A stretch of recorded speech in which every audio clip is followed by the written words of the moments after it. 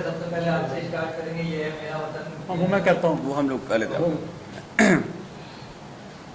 नमस्ते, सत श्री अकाल, अस्सलाम वालेकुम, आदाब। मैं मुश्ताक पाशा। कहते हैं आज 14 अगस्त है, पाकिस्तान का मामला पस्त है। कल 15 अगस्त है, हिंदुस्तान मस्त है। जब से मुल्क आज़ाद हुआ है, जब से हम आज़ाद हुए हैं 1947 से, पाकिस्तान की तरफ से जिहादी आतंकवाद के भेष में हमारे मुल्क में आते हैं, हमारी जान माल का नुकसान करते हैं और वापस चले जाते हैं। और हम क्या करते हैं? उनकी शिकायत कहाँ? कभी यूएनओ में जाकर, कभी अमेरिका के पास जाकर, कभी रशिया के पास जाकर। हमें मिलता क्या है? कुछ भी नहीं, सिर्फ आश्वासन, भरोसा कहना नहीं मिलता।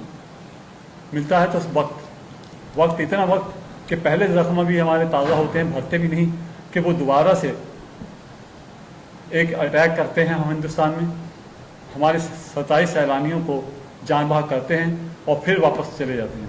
और अब हम क्या करेंगे? मैं आपसे सबसे पूछता हूँ, अब हमें क्या करना चाहिए? उनकी शिकायत करनी चाहिए? क्या करना चाहिए? हाँ, बिल्कुल यही कहना चाहिए। हमें उनका पीछा करना चाहिए, अंदर तक जाना चाहिए, घुस कर मारना चाहिए, सर्जिकल स्ट्राइक करना चाहिए, तहस नहस करना चाहिए उनको। और यही कहती है मेरी कहानी, हथेली पे जान, सर पे कफन, ये है मेरा वतन, ये है मेरा वतन। क्या और इस टीम के साथ इधर हैं नसीम भाई जो DOP हैं इस फिल्म के, इधर हैं राजकुमार कनौजिया जी, बेहतरीन आर्टिस्ट।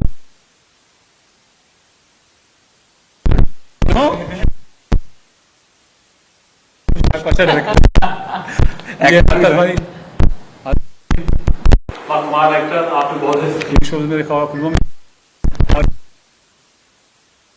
और इनका म्यूजिक सुना होगा, एहसान भाई जिन्होंने म्यूजिक दिया है। 2 गाने इनके हैं और 3 गाने हैं आर गुरु के पंजाब से, वो हमारे पास नहीं पहुंच पाए हैं और उनको आवाज़ हमारी पहुंच जाएगी। तो अब किस अटैक के ऊपर बेसिकली इस फिल्म को आपने? ये किसी एक अटैक के ऊपर नहीं है, जो हमारे यहाँ बरसों से होता आया है, उन सब का जवाब देने का। सबसे पहले आपको टीम को बताया कि इस तरह कॉन्सेप्ट लेके आए हैं, कुछ लेके मार्केट में लेके आ रहे हो। Thank you. जो लोग हैं देखें, साबित करें, जो दोस्त हैं, इस तरह कॉन्सेप्ट इतने लेट क्यों? आज तक कॉन्सेप्ट कैसे आपने सोचा? और राजकुमार जी से स्टार कलर साथ और कुमकुम इनके साथ। आप एक सवाल कीजिए इनके कि ऐसा लेट सोचा क्यों? लेट से सोचा क्यों? मैं लेट पैदा हुआ था। अगर मैं पहले पैदा हो जाता तो पहले सोच लेता कि डायरेक्टर बनने में वक्त लग गया। तो जब मेरे पास एहसास हुआ और रिसोर्सेज आए करने के लिए और माकूल वक्त लगा, माकूल कहानी मिली मुझे करने के लिए, तो मैंने ये टीम इकट्ठी। तो ये इस तरह की फिल्में और भी बहुत आ चुकी हैं, उनसे क्या हटके है ये? मैं उन फिल्मों के बारे में कुछ नहीं कहूँगा कि वो कैसी थी, अच्छी थी, बुरी थी। मुस्लिम टेरर के ऊपर बहुत फिल्में आ चुकी हैं। ये मुस्लिम टेरर के ऊपर नहीं है, ये इंसान, गलत और सही इंसान। जो पोस्टर में दर्शाया गया है जैसे दाढ़ी है, मुस्लिम बेसिकली दाढ़ी मूछ से टेररिस्ट नहीं है। क्लीन शेव भी होता, मैं भी हो सकता हूँ टेररिस्ट। किरदार पे जाना है हमें, उसने किया क्या।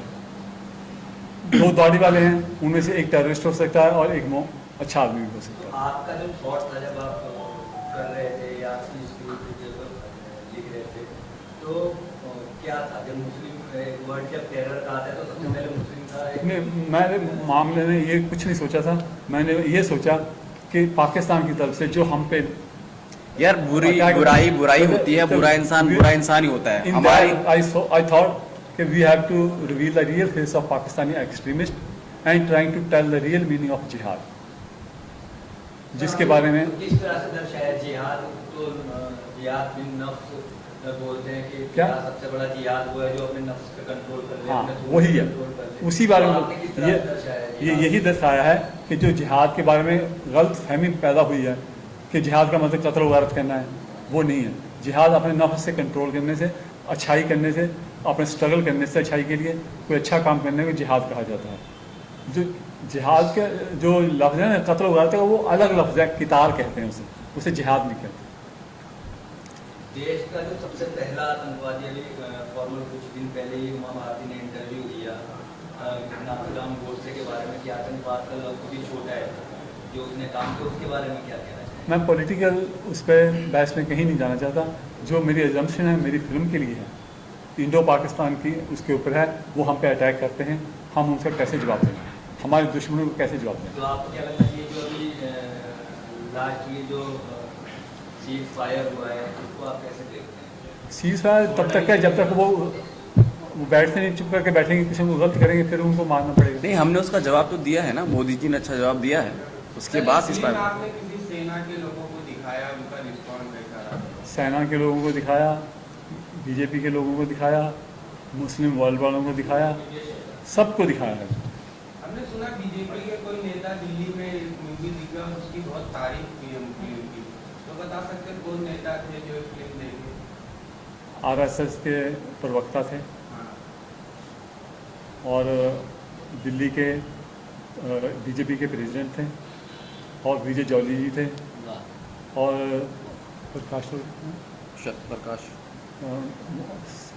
रमेश बरौदी नाम है उनका, वो थे और लोकमुनि थे, बहुत लोग थे। काफ़ी सारे थे। क्या रिस्पॉन्स मिला? रिस्पॉन्स ये था कि हॉल की कैपेसिटी 150 की थी, 250 लोग थे और जो लीडर्स के नाम ले रहा हूँ उनके साथ वालों को भी बैठने की जगह नहीं थी। इंटरवल में हमें कहा गया कि इंटरवल ना करो, फिल्म देखने दो। राजनीति का स्पोर्टिंग जहाँ हमने दिखाई है, जिसने देखी है उसने तारीफ की है, क्लैपिंग की है और कहा है, हौसला बढ़ाया है कि ऐसी फिल्म बननी चाहिए। उसमें सिर्फ बीजेपी के ही लीडर थे जब ये फिल्म देख रहे थे या ऑपोजिशन के भी कुछ लीडर? नहीं, उस वक्त सिर्फ बीजेपी थी। तो कुछ ऑपोजिशन के लिए भी सोचा है कि उनको भी दिखाना चाहिए? बिल्कुल, जो देखना चाहिए हम सबको दिखाना चाहते हैं। हम ए से लेके जेड तक हर एक को दिखाना चाहते हैं, क्योंकि हमें पता है हमने किसी के नरादर नहीं किया, किसी के बारे में बुरा नहीं बोला, हमने इंसानियत के बारे में बात की। इस शहर के चलते इस फिल्म की शूटिंग कहाँ हुई है, इसके बारे में थोड़ा सा बताइए, कितनी परेशानियों का सामना करना पड़ा? ये जो परेशान रहे हैं पूछो भाई। आप बताइए क्या कहना चाहेंगे? मेरा नाम अतहर हबीब है और मैं पंजाब के एक छोटे से शहर मालेरकोटला का हूँ। मुश्ताक जी भी वहाँ से ही हैं। आपकी तरह हम लोगों के भी कुछ सपने थे जो इसको देख रहे हैं। सबके कुछ ना कुछ सपने होते हैं कि बड़े होके हम कुछ बनेंगे, कुछ ऐसा करेंगे जिससे सबको फ़ख्र महसूस हो, घर वालों को फ़ख्र महसूस हो। तो जब मैं यहाँ पे आया बॉम्बे में तो काफ़ी सारे शोज़ किए मैंने, ये रिश्ता क्या कहलाता है, वो तेरी भाभी है पगले, कॉमेडी सर्कस, लेकिन फिल्म तक पहुँच नहीं पा रहा था। जो मेरा मेन टारगेट था, वो टारगेट जो है वो मुश्ताक जी की वजह से पूरा हुआ। और मैं इस बात की मुझे बहुत खुशी है कि हमने ऐसी फिल्म प्लान की जो कि हमारे देश के लिए है। हमने बहुत ही मेहनत से इस पिक्चर को बनाया है और रिस्पांस भी जिन जिन को दिखाया है उनसे काफ़ी अच्छा मिल रहा है। जैसे मुश्ताक जी ने बताया कि सरहद के उस पार से लोग आते हैं, अटैक करके चले जाते हैं, कभी जिहाद के नाम पे, कभी धर्म के नाम पे। हमारी फिल्म ये बोलती है जिहाद के नाम पे, लेकिन उनको ये नहीं पता होता कि जिहाद और फसाद में फ़र्क क्या है। हाँ, उनको ये जो शहीद होने के लिए भेजा जाता है उनको ये नहीं पता होता है शहादत और खुदकशी में फ़र्क क्या है। यही सब कुछ इस फिल्म में हमने दिखाया है। बस मेरा यही कहना था कि हर एक लड़के की तरह मेरे जो सपने थे वो थोड़े अब पूरे होने को आ रहे हैं।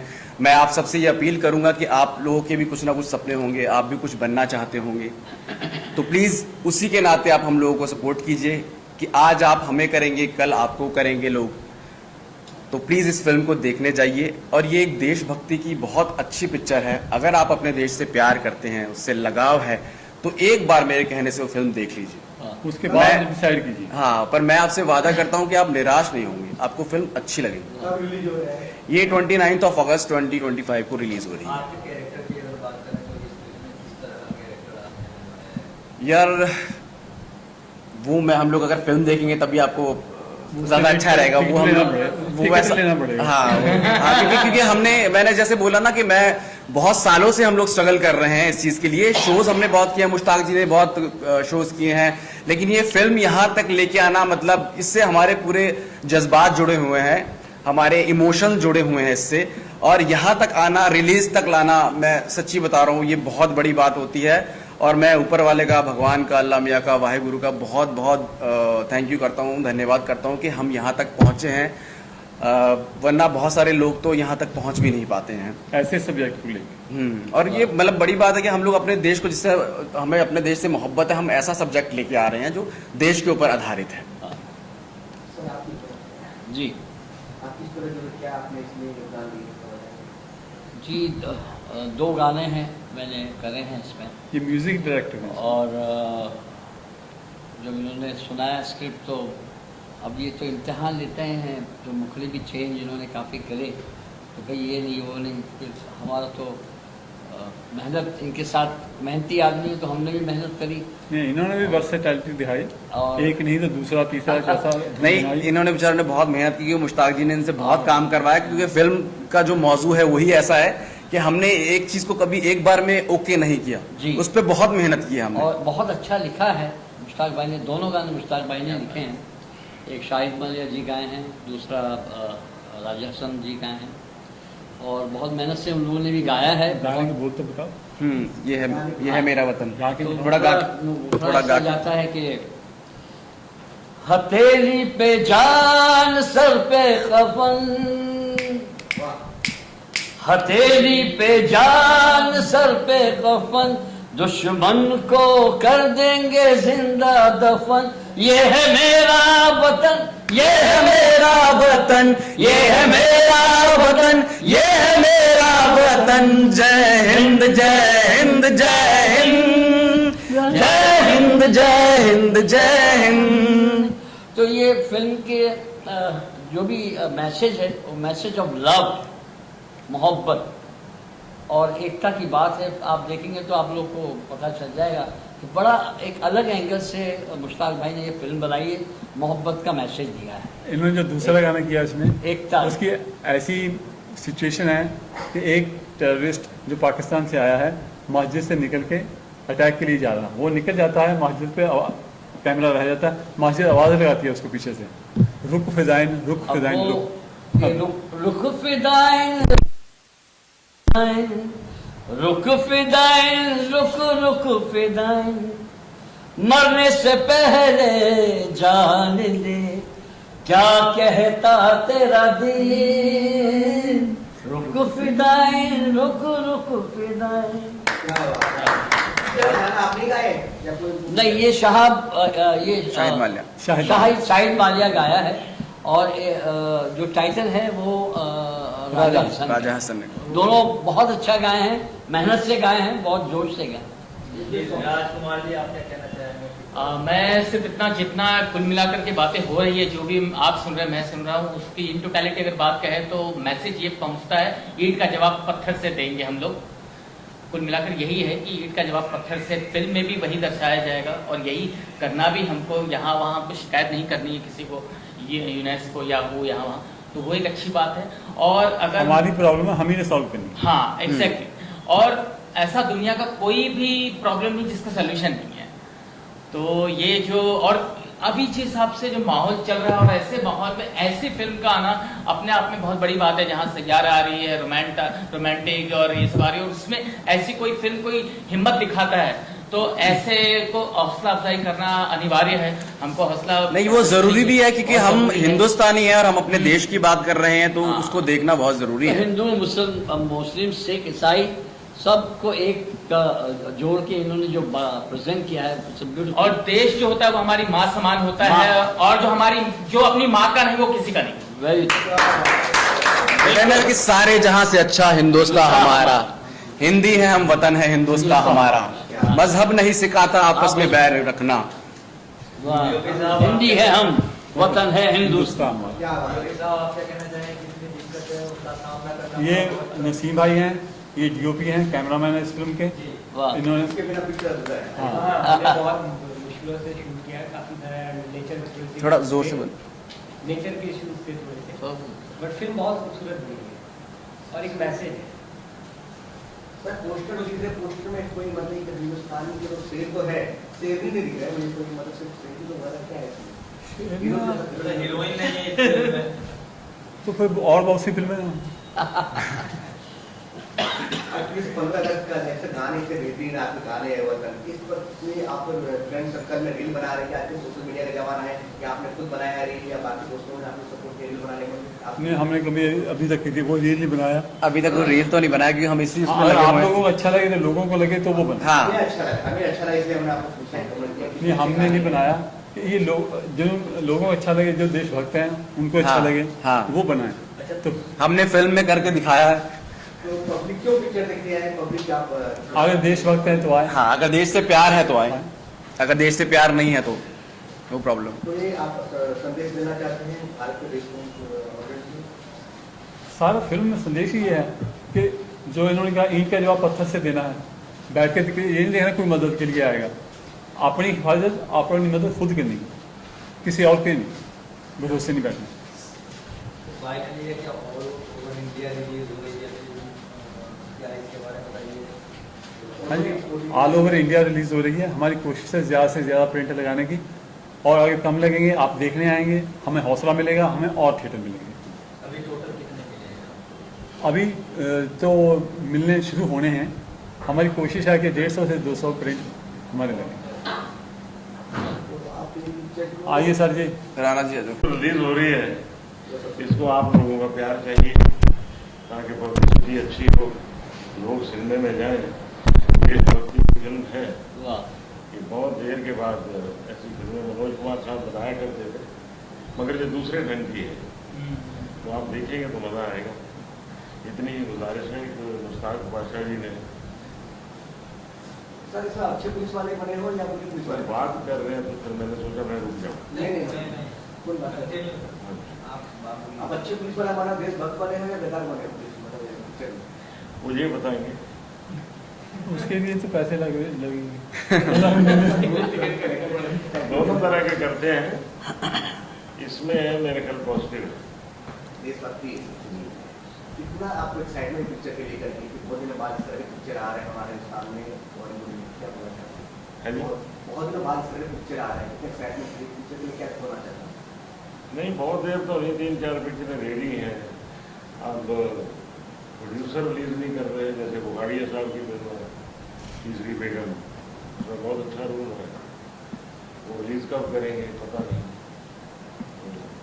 मैं क्या हुआ था, कुछ देर के लिए पंजाब शिफ्ट कर गया, पंजाबी पिक्चरों का दौर था, तो मैंने ज़्यादा स्टे वहाँ किया। तो मैंने